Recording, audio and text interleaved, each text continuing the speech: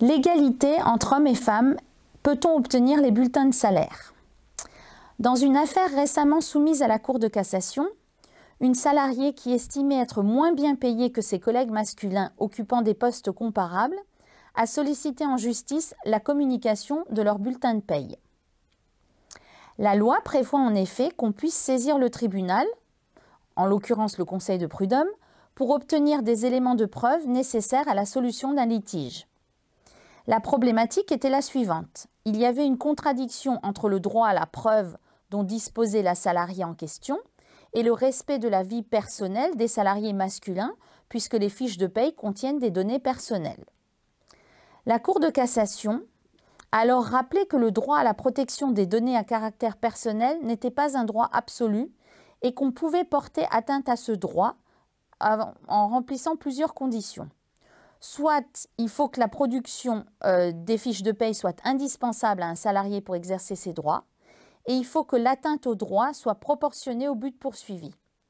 Les juges doivent donc rechercher si la communication est nécessaire pour prouver l'inégalité de traitement et quelles mesures sont indispensables pour prouver cette inégalité. On ne peut donc pas, et c'est de façon logique, obtenir la communication de tous les bulletins de paye de tous ses collègues, évidemment, mais la communication des collègues occupant le même poste, sachant que toutes les données personnelles pourront être occultées, à l'exception des noms, prénoms, de la classification conventionnelle, de la rémunération mensuelle détaillée et de la rémunération brute totale cumulée par année civile pour qu'il y ait un véritable rapprochement entre les fiches de paye. C'est le cas pour prouver une inégalité salariale entre hommes et femmes, mais également entre salariés s'ils occupent un poste identique.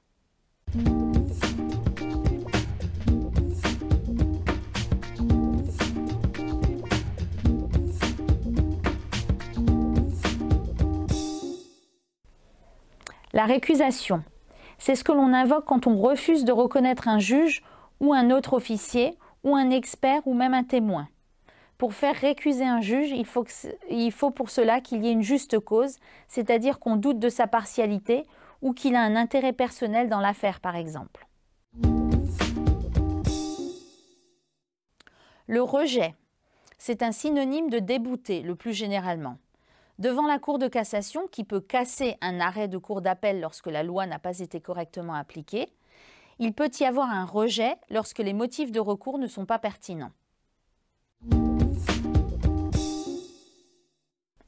Une sommation, c'est un avertissement, une mise en demeure, une demande impérative avant un recours à la force ou à la contrainte. Les subsides. Il s'agit d'une contribution alimentaire qui est versée sous forme de pension et qui est calculée en fonction des besoins de l'enfant et de la situation financière et familiale du débiteur. Elle peut être versée même après la majorité de l'enfant s'il se trouve dans le besoin.